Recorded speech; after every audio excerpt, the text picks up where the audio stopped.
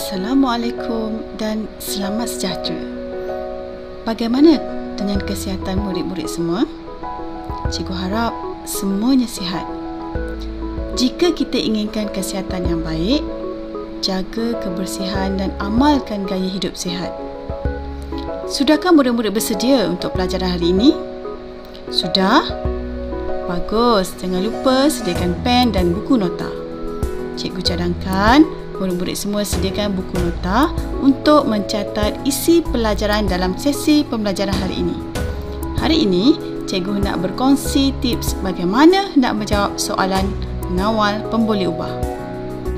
Kemahiran proses sains terbahagi kepada 12, iaitu memerhati, mengelas, mengukur dengan menggunakan nombor, membuat inference, meramal, berkomunikasi, menggunakan ruang dan masa, mentafsir maklumat, mendefinisi secara operasi, mengawal pemboleh ubah, membuat hipotesis dan mengeksperimen.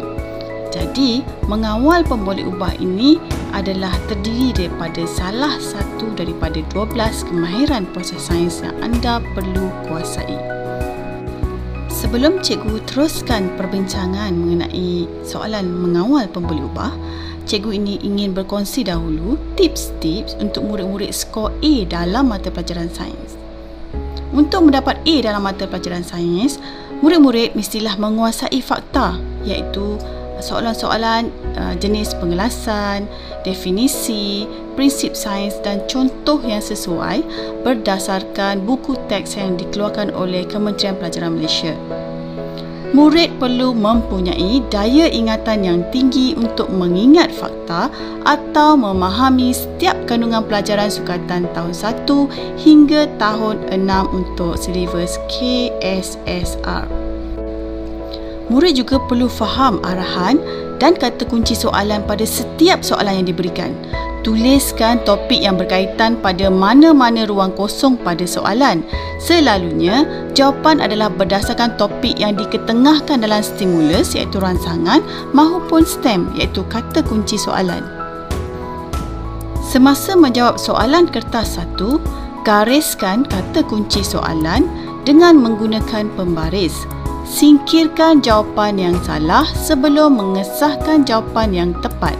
Bagi soalan yang berkaitan dengan topik haiwan dan tumbuhan, murid perlu mengenal pasti dan memahami jenis haiwan dan tumbuhan seperti yang terdapat di dalam buku teks. Mengamati setiap spesies haiwan dan tumbuhan dengan melihat ciri-ciri dan pengelasan yang nyata.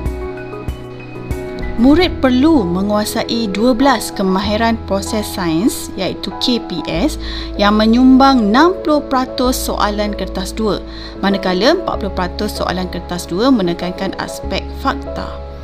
Murid perlu mahir dalam membuat inference dan pemerhatian yang memerlukan perbandingan. Latih diri membina carta palang, melakar dan membina jadual dalam kemahiran berkomunikasi. Murid juga perlu menguasai pengetahuan-pengetahuan asas atau tips mendapat markah daripada guru yang berpengalaman. Elakkan memberi jawapan secara umum. Fahami kata kunci soalan terutama untuk kertas 2 seperti cara, fungsi, kegunaan, kebaikan dan lain-lain. Ambil berat penyiasatan yang terkandung dalam buku teks kerana sains adalah sesuatu yang dibentuk secara inquiry. Ambillah peluang belajar dalam kumpulan untuk mengingat semula penyiasatan tersebut atau dapatkan bimbingan tambahan daripada guru. Cubalah menjawab soalan-soalan sebenar dari tahun 2016 hingga soalan terkini bagi membiasakan diri dengan soalan format terkini. Anda juga boleh mencuba untuk menjawab soalan-soalan percubaan daripada negeri-negeri lain. Semasa minggu peperiksaan, jaga kesihatan dan dapatkan rehat dan tidur yang secukupnya. Elakkan membaca buku rujukan yang tebal-tebal. Terus fokus kepada nota ringkas daripada buku teks yang telah dibuat sendiri. Pemboleh ubah terbahagi kepada 3 iaitu pemboleh ubah dimanipulasi, pemboleh ubah bergerak balas dan pemboleh ubah yang dimalarkan. Pemboleh ubah mala ini juga dikenali sebagai pemboleh ubah yang ditetapkan ataupun dikekalkan atau yang sama. Cuba kita perhatikan contoh gambar ikan A dan ikan B. Kita perhatikan apakah perkara yang sama yang kita boleh lihat pada ikan A dan juga ikan B. Ya, jenis ikan adalah sama. Jadi, jenis ikan ialah pemboleh ubah yang dimalarkan. Pemboleh ubah dimanipulasi pula ialah pemboleh ubah yang diubah ataupun yang berbeza, yang kita perhatikan perkara yang berbeza. Contoh, untuk gambar ikan A dan ikan B, apakah perbezaan di antara gambar ikan A dan ikan B? Ya, saiz ikan. Jadi, saiz ikan ialah pemboleh ubah dimanipulasi. Pemboleh ubah bergerak balas pula ialah yang diperhati ataupun yang diukur, iaitu hasil uji kaji ataupun hasil eksperimen. Ada perkataan untuk menunjukkan, didapati, direkodkan, ditulis, dicatatkan. Contoh soalan, Aisyah menjalankan satu uji kaji dengan memasukkan cube ais ke dalam bekas A dan bekas B. Didapati cube ais dalam bekas A lebih cepat melebur berbanding cube ais dalam bekas B. Didapati maksudnya hasil eksperimen tu. Apakah hasil eksperimen tu? Cepat melebur. Cepat melebur tu menunjukkan apa? Tempoh masa. Jadi pemboleh ubah bergerak balas untuk soalan ni ialah tempoh masa cube ais melebur. Bagaimana kita nak mengenal pasti perbezaan di antara ketiga-tiga pemboleh ubah ini? Okey, jadi pemboleh ubah yang dimalarkan tu adalah yang sama. Dalam soalan tu kita perhatikan apakah perkara yang sama ataupun objek yang sama dalam soalan tersebut. Pemboleh ubah dimanipulasi ialah yang berbeza, yang kita ubah sebelum eksperimen tu dijalankan. Dan yang bergerak balas ialah hasil uji kaji. Contoh soalan, raja di bawah menunjukkan 3 satah serupa yang sama panjang tetapi berbeza ketinggian. Sebiji guli dilepaskan dari hujung atas satah. Masa yang diambil oleh guli untuk sampai di hujung satah dicatat. Okey, boleh tak kita kesan apakah pemboleh ubah yang dimalarkan di situ? Apa yang sama? Dalam maklumat yang diberikan, apakah yang sama? Ya, panjang landasan ataupun panjang 3 satah itu sama. Panjang satah sama. Ya? Baik. Apakah pemboleh ubah yang dimanipulasi? Apakah yang berbeza? Yang berbeza ialah ketinggian satah. Ketinggian satah tu berbeza. Jadi apakah hasil? Apa yang dicatatkan? Masa yang diambil oleh guli untuk sampai di hujung satah itu adalah pemboleh ubah bergerak balas. Sebab ada perkataan dicatat kat situ menunjukkan itu adalah hasil uji kaji. Pemboleh ubah dimalarkan ialah panjang 3 satah. Pemboleh ubah dimanipulasi ketinggian satah. Dan pemboleh ubah bergerak balas masa yang diambil oleh guli untuk sampai di hujung satah.